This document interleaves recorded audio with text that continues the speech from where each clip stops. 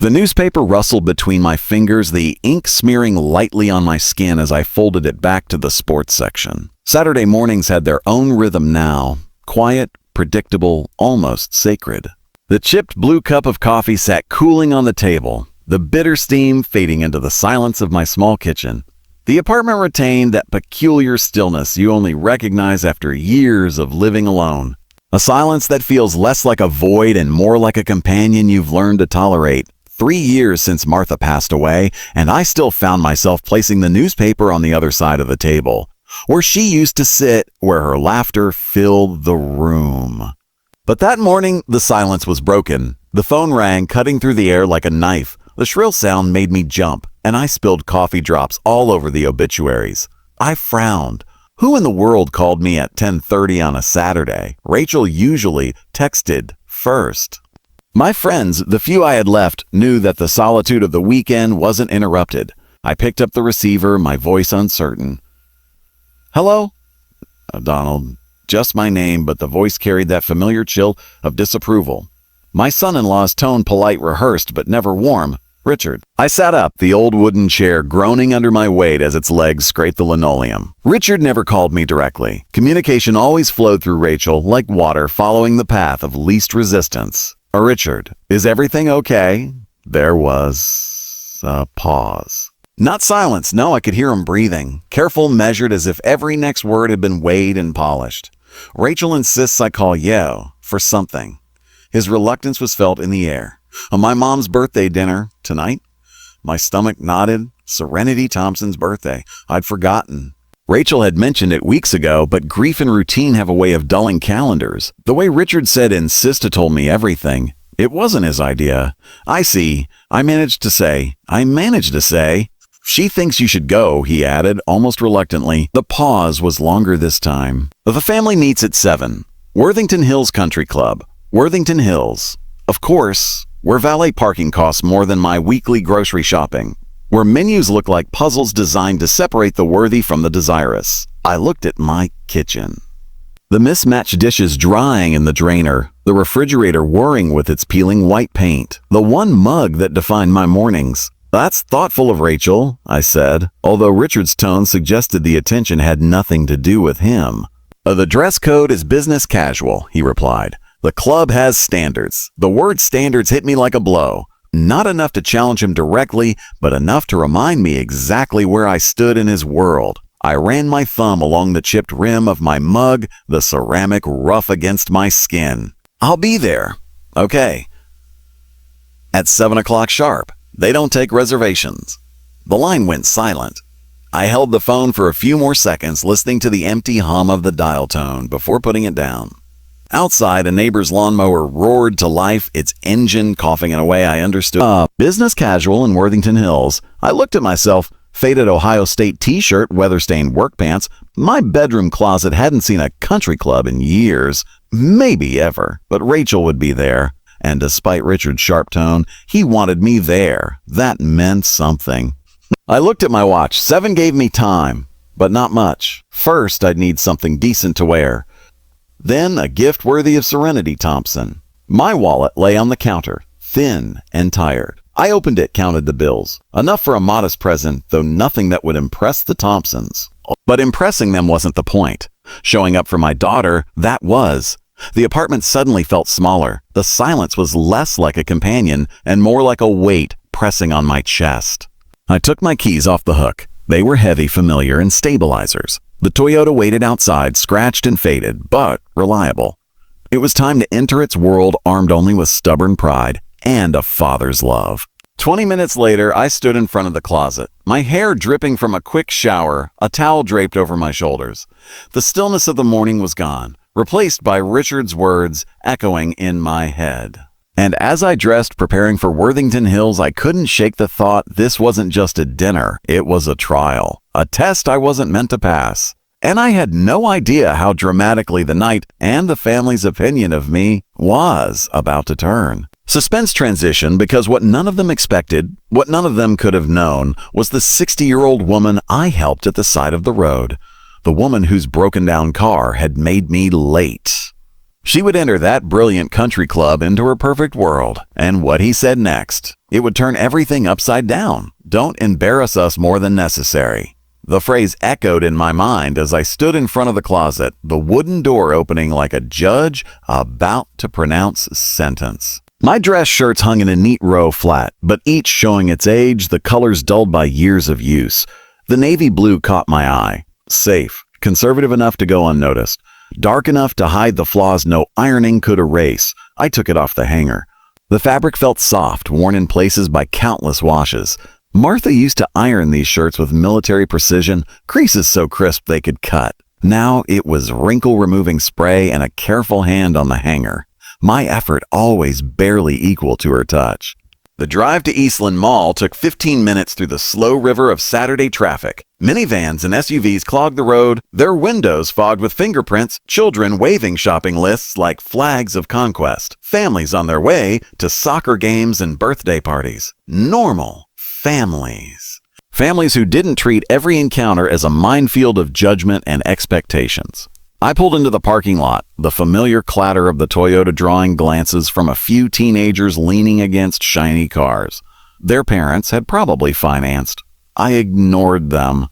Inside the mall, the crowd moved like a stream, steady, urgent. Young mothers pushed strollers past storefronts filled with bright advertisements. Teenagers clustered around phone charging stations, their faces illuminated by the glow of their screens. I found myself staring at them, at every stranger who passed by, who would walk into Worthington Hills without hesitation, without feeling self-conscious, and who, like me, would stand out like a grease stain on silk. First, I was struck by the perfume counter. A chemical wall of competing scents, cloying and pungent, making my eyes water. Women in immaculate uniforms hovered around the glass cases, offering smiles and samples to customers who seemed to belong to Richard's world. I quickly walked past it, moving deeper into the store. Handbags displayed on polished shelves, each one costing more than my monthly shopping spree. A reminder that every aisle in this place was a test, a silent question. Do you belong here? Can I help you find something? The voice startled me. A saleswoman appeared at my side, her professional smile in place. She was around 45 years old, her wedding ring catching the spotlight. Something about her seemed real, someone who understood the burden of working for a wage. A birthday present, I said, my voice firm but low. For my son-in-law's mother. Her smile faltered, barely perceptible, as if she'd heard a story behind my words. A complicated story. Unintelligent woman. She didn't press the issue, simply asking, "What kind of relationship do you have with her?" I let out a dry laugh. A complicated. He nodded once, as if he understood more of what I had said. I grunted, the lathe finally giving way with a metallic click. "We'll see." "And you?" His lips thinned. Same here. Birthday celebration. A coincidence, maybe. But something in his tone carried a familiar weight. Complications. Time bent around us, as it always did when I was working on an engine. Traffic roared in waves. Sweat pooled under my collar. 40 minutes passed like nothing. I replaced, reconfigured, improvised. My hands darkened with grease, but my mind felt lighter than it had all day. "How long have you been doing this?" he asked from the railing. "Since I was 16. 46, more or less." Impressive. Most people our age go slower. I caught her eye. No mockery there. Just curiosity. Respect. Something I hadn't felt in years, especially from someone in Rachel's orbit. "Cars keep me honest," I said. "Either you fix them right, or they leave you stranded." Fair. "Like mine right now." "Exactly." I dropped the damaged alternator onto my fender and looked for the replacement. She blinked. "Do you carry spare alternators?" "This one's rebuilt. I picked it up at a salvage yard last month. You never know when it'll come in handy." Most people would just call roadside assistance. I smiled wryly. "Most people don't know how to fix what's broken." Her expression softened. My late husband used to say the same thing. Different field, same principle. I paused for a second on the word, deceased. "I'm sorry for your loss." 5 years, he said softly. "Some days it feels like yesterday." I swallowed, tightening the bolt. "A 3 for me. Cancer." His eyes softened.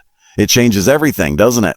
"Change how you use your time," I said. He nodded. The moment hung between us, not awkward, but strangely human. The alternator stayed in place, the belt snug around the pulley. My hands moved out of habit. Simple, safe.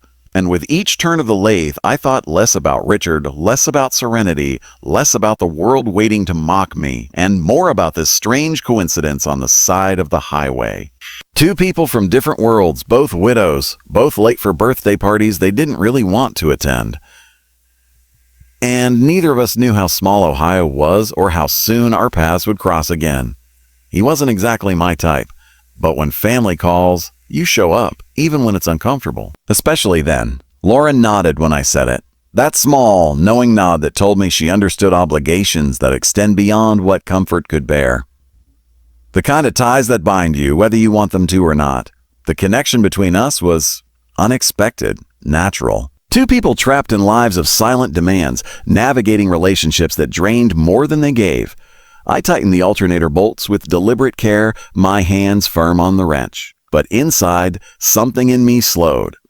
Our conversation had carved a silence I was in no hurry to fill. When was the last time someone really listened, truly heard, instead of waiting their turn to speak? Almost finished, I said, and a part of me regretted it, because finishing meant ending this accidental partnership. You've been incredibly kind, she said. Her voice carried warmth, the kind that doesn't need exaggeration to be felt. I know this has made you late. I shrugged, testing the strap's tension one last time. Sometimes being late is worth it. The Mercedes gleamed in the afternoon light as I settled into the driver's seat. The leather was warm, soaked by the sun, with a faint scent of something expensive and floral, like the ghost of every trip that car had ever taken. I turned the key. For a moment, silence. Then, life. The engine started immediately, smooth, firm, without hesitation. Lauren leaned in to listen. The concern in her eyes melted into relief. It sounds completely different. Perfect, I said, accelerating slightly, the murmur under the hood as soft and sure as a promise. It'll give you another 100,000 miles. I got out of the car, wiping the grease off my hands, the rag staining more than it cleaned. She took out her wallet, the leather polished by years of use. How much do I owe you? Nothing. His hand stopped. Donald, you can't be serious. Yes, I am. I closed my toolbox with a satisfying click, each tool in its place, glad to help. You've given up your entire afternoon, used your own equipment, your own room, $15 at the junkyard. I have more than I'll ever use. Someone helped me when I needed it. Consider it paid for. She struggled with my refusal, as often happens when kindness outweighs debt. Finally, she stuffed her wallet back into her purse, looking puzzled. Then at least, give me your number. That took me by surprise. Are you sure? Very sure. It's not common to find genuinely decent people. Her phone rang with classical music as she dialed to confirm the digits. Elegant, refined, nothing like the noise of my own life. Lauren Whitfield, I repeated, saving her contact. She smiled then, her first real smile, unguarded, relaxed. Donald Campbell, angel of the highway. Only Donald is okay. So this does it. We stood there for a moment as if we both knew these 2 hours had built something neither of us expected. Not romance, not yet. Something rarer. Respect, recognition. But time has a way of barging in. He looked at his watch and sighed. I really must go. I'm already terribly late. Late. The word hit me harder than it should have, because I was late too, and the obligation that awaited me was much colder than this roadside kindness. Where are you headed? I asked. Dublin area? And you? My chest tightened. Dublin. The same direction. The same current pushing us forward. The same area, I said carefully. He extended his hand, firmly with a persistent warmth. Saying thank you isn't enough. Take care, Lauren. You too. And I mean it. Stay in touch. I watched her merge into traffic, her taillights weaving through the endless line of Saturday commuters. My phone vibrated almost immediately. A text from her, your kindness restored my faith in people. For a moment, I just looked at him. Then I wrote back, glad I could help. Safe travels. The warmth of that exchange lingered as I started my own engine. But also the unease. Because the road ahead didn't lead to more kindness. It led toward them. An hour later, I turned into Worthington Hills. Perfection sculpted in brick and stone. Lawns manicured to the last inch. Driveways gleaming with machines worth more than my annual income. The Thompson house stood at the end of the cul-de-sac like a monument. A 2-story colonial, polished to the point of intimidation. A place where wealth wasn't just on display, it became a weapon. I parked my old Toyota between a line of European royalty, BMW, Mercedes, Lexus, Audi. My car seemed to have wandered into enemy territory by mistake. I picked up the gift bag, its ribbon handles wilted and pathetic from the heat. Inside, the silver frame suddenly felt small, insufficient. A trinket for a party where excess was the norm. I found myself reflected in the window of a parked car, grease-stained shirt, dirt under my fingernails, hair tousled by the wind, and hours spent under a sun-baked hood. I wasn't the man I wanted to be when I walked into that house. The doorbell rang when I pressed it. Not a ding-dong. No, a carefully tuned cascade of classical notes, probably more expensive than my monthly utility bill. Through the glass, shadows moved. Laughter, the clinking of glasses, the buzz of a party already in progress, leaving me behind. And as I stood there, gift bag in hand, sweat drying cold on my skin, one thought pressed harder than all the others. I was late, but maybe that was the only thing keeping me alive. The chandelier's light fractured on the polished marble, scattering the room in a kaleidoscope of richness and judgment. The silence was stifling, thick, heavy, oppressive. My words kept hanging in the air, words they hadn't expected me to dare utter. Serenity's painted smile trembled at the edges, its grip on civility failing like porcelain beginning to crack. Rachel's hand still clutched my arm, knuckles white, eyes pleading with me not to go out into the night. And then, the bell. It sounded like a verdict. Every head turned toward the lobby. The sound was strange, discordant against the tense silence, as if fate itself had pressed the bell. Through the frosted glass panels, a silver sheen flashed. Graceful curves, the glow of wealth. My pulse quickened. That car. I knew that car. The Mercedes. The same machine I had managed to get up and running with my own hands just a few hours before. The car doors closed with deliberate, elaborate clicks. Heels clicked against the stone outside, firm, sure. Not hurried. Not hesitant. Whoever approached belonged there, or thought they did. Richard put down his wine glass too quickly, the stem rattling against the glass. Palmer adjusted his tie, though his hands trembled almost imperceptibly. Serenity's face drained of color, her lips parted in disbelief. She knew. Before the door opened, she knew. And then the bolt turned. The door opened wide. Lauren Whitfield walked into the marble foyer as if it had always been hers. Her silver hair was flawless, her navy blazer perfect in the soft glow of the chandelier. She carried herself with a quiet authority, not the brittle kind born of money, but the authentic kind. Respect earned, not demanded. Her eyes scanned the house, absorbing the ostentatious perfection before finding me, and when they did, his face lit up completely. "Donald," she said warmly, the word ringing like a bell in the frozen room. "Ha, what a wonderful surprise to see you here." The Thompson family froze, every calculation they'd made so far instantly unraveling. Richard stopped mid-stride, lips parted, face pale. Palmer's eyes narrowed, a man trying to assess a disaster he couldn't yet control. And Serenity, her painted composure, cracked in real time. I could almost hear it breaking. Lauren crossed the foyer with quiet grace, her heels whispering on the imported marble. She didn't look at Serenity. She didn't acknowledge Palmer. She didn't even spare a glance for Richard. Her attention was fixed on me, her smile genuine, her voice heavy with familiarity. "How was the rest of your trip?" he asked, as if the room around us didn't exist. "I hope you didn't arrive too late for your family reunion." The irony tasted like steel in my mouth. Slowly, I let the words roll out, savoring them. My family reunion. The weight of the moment shifted. The air became electric. The guests exchanged nervous glances, sensing a spectacle greater than the rumors in business. Rachel's eyes flickered from me to Lauren, bewildered. Serenity's lips twitched, trying to regain control, but failing with every passing second. Palmer's jaw tightened, his voice catching in his throat. Richard just stared. Me too. For the first time that night, I smiled. Because in a house built on appearances, judgment, and cruelty, the truth had just walked in wearing heels. The air around the table was thick, oppressive, as if the very walls of the Thompson mansion were listening. Every clatter of cutlery against china sounded too loud, too sharp. Every breath seemed measured, controlled, as if any false move could shatter the fragile illusion of civility Serenity was desperately fighting to maintain. Lauren sat with effortless elegance, her back straight, her eyes alive with a quiet fire none of them seemed prepared for. She was no longer just a guest. She was the silent judge presiding over a trial none of them had realized they'd stumbled into until it was too late. Palmer tried again, his voice shaking under the weight of desperation.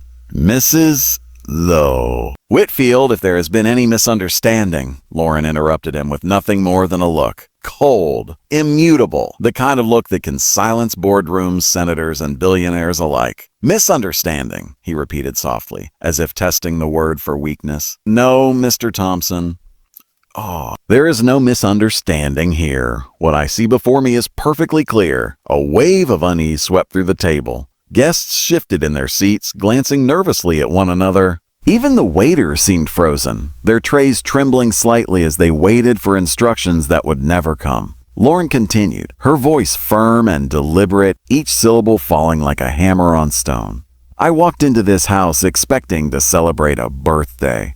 Instead, he allowed the silence to stretch, the blade to spin. I found myself witnessing something else entirely. Cruelty, arrogance, and the kind of thoughtless judgment that no amount of money or marble floors can disguise. Serenity's hand faltered on the carving knife.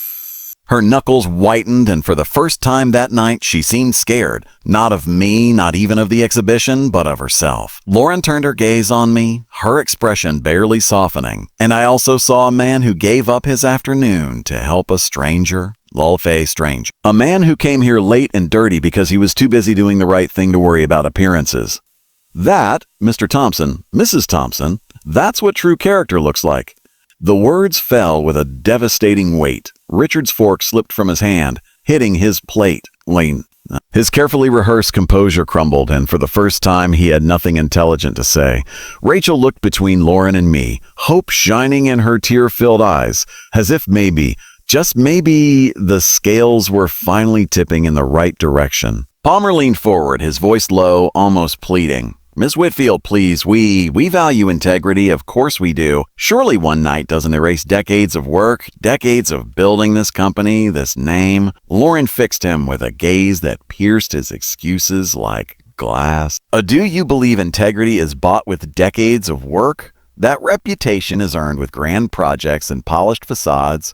No, Mr. Thompson, reputations are forged in the moments when you thought no one important was watching. And tonight, she gestured subtly at me. They revealed exactly who they are. The silence that followed was unbearable. You could almost hear the collective heartbeat of the room. Finally, Serenity tried to salvage what remained, her voice trembling despite her efforts to disguise it. Surely, Ms. Whitfield, you wouldn't allow a misunderstanding to affect your assessment of our proposal. Lauren leaned back in her chair, her expression calm, regal, almost amused. All misunderstanding again. They really cling to that word. She placed her wine glass precisely on the polished wood, the crystal clinking slightly as it touched the surface. Let me be very clear, she said, her voice heavy with the authority of a verdict. I would never entrust my company's capital, my reputation, or my name to people who can't distinguish between dignity and contempt. To people who humiliate a man for being decent enough to help a stranger. To people who measure worth not by kindness, but by haute couture. Serenity's face drained of color. Palmer seemed to have lost all air. Richard stared at his empty plate, his jaw clenched, refusing to look at anyone. And then Lauren delivered the final blow. My answer to your proposal is no, not today, not tomorrow, not ever. The words exploded like a bomb in the room. Forks hung in the air. The guests exchanged astonished glances. Someone coughed nervously as if the tension itself was suffocating. Serenity's lips parted in surprise, but no words came out.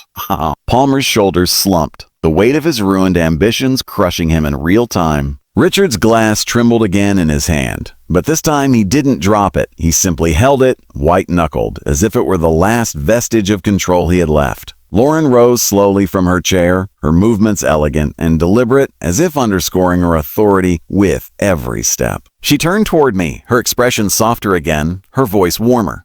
"Donald," he said softly, "will you walk me out?"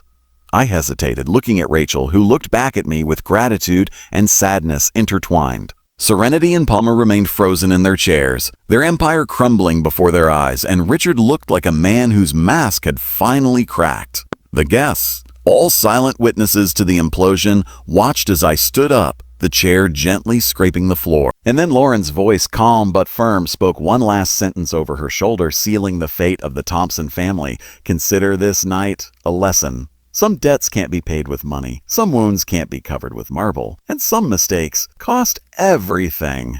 Oh. The room was deathly silent as we left. The click of her heels on the marble echoed like a countdown. The front door opened, letting in the night air, and as it closed behind us, I knew one thing with absolute certainty. The Thompson Empire didn't just take a hit tonight. He had collapsed under the weight of his own arrogance. And this was just the beginning. The dining room had gone still, each guest frozen, forks suspended halfway to their mouths, as if even the slightest movement could break the fragile silence. I could hear it then. The tick of the grandfather clock in the corner measuring the seconds before judgment fell. Lauren's voice cut through that stillness like a sword. Calm, precise, unwavering. You told a man who spent the afternoon helping a stranger that he wasn't fit to sit among you. Is that your standard? No one spoke. Even the chandelier seemed to burn cooler, its light turning the crystal plates into mirrors of shame. I stood there in disbelief, realizing the cosmic irony. These people who had scorned me, who had tried to humiliate me, were tied hand and foot to the goodwill of the woman I had accidentally helped on the side of the road. Palmer's hand trembled as his knife fell upon the porcelain. Serenity's polished mask cracked, leaking panic. Richard's wine glass trembled in his grip, forgotten mid-toast. And Lauren didn't blink. She took a measured sip of wine, her composure that of a judge ready to issue a verdict. In 30 years of investing, he said, I've learned that numbers tell only half the story. The rest is character. And tonight I saw yours. His words didn't rise. They didn't need to. Each syllable carried the weight of irreversibility. Rachel, sweet Rachel, had tears in her eyes. Mrs. Whitfield, my father is a good man. The best man I know. Lauren's gaze softened for the first time, directed only at her. I can see it, dear. That part is obvious. The question is, can the rest of your family see it? The untouched birthday cake stood in the center of the table, a monument to an empty celebration. No one touched it now. I will not invest, Lauren finally said, placing the napkin with the precision of a signature on a contract, in Thompson Construction. The words hit like a sledgehammer. Final, need, irrevocable. Palmer's color drained. Serenity leaned forward in despair. Richard muttered excuses that crumbled before leaving his lips. But Lauren was already on her feet, her decision etched in the air like stone. They revealed who they are when they thought no one important was watching. And that, he said, his gaze sweeping over them all, is exactly who they are. Silence, the kind that suffocates. When we walked out into the foyer 8 minutes later, the house felt like a crime scene. The surfaces were still shiny, but the damage was irreversible. Rachel found me, tears streaming down her face. Dad, I'm so sorry. I never meant for this to happen. I hugged her, kissed her forehead, whispering the only truth that mattered. You're better than this, Rachel. Don't let his bitterness change who you are. And then freedom. The May night greeted us outside with fresh air and honest stars, so different from the stifling atmosphere we had just escaped. My old Toyota waited among a row of silent luxury cars, as if reminding me that authenticity still had a place amidst artificiality. I looked at Lauren, steady and elegant even now. Would you like to maybe have dinner? Somewhere without a dress code. Her smile, her first real one, unguarded, was worth more than every dollar in that house. I'd love to. We drove to Miller's Steakhouse, where the booth seats were worn by decades of real conversations, where the only standard that mattered was how well the steak sizzled on the plate. And while we ate, we didn't talk about wealth, power, or parties. We talked about life. About roads, seasons, the little things that matter. When I finally asked her why character mattered so much, she paused, thought, and then gave the answer that seemed like the heartbeat of the night itself. Because everything else can be taught or bought. Skills, strategies, experience. But character, that's what people really are when they think it doesn't matter. And sooner or later, he gently put down his fork. Bad character destroys everything else. And with that, the Thompson Empire was nothing more than an empty house with a cake no one wanted to touch. But in a booth on the corner of Miller's, something new was beginning. The night air outside the restaurant was cool, carrying the faint scent of freshly cut grass and late summer flowers from the nearby median. The streetlights glowed softly against the deep blue sky, casting long golden shadows across the parking lot. Rachel would be okay, I told myself. She always would be. Unlike the Thompsons, unlike the polished circle they so carefully orbited, Rachel carried within her something untouchable. Genuine kindness.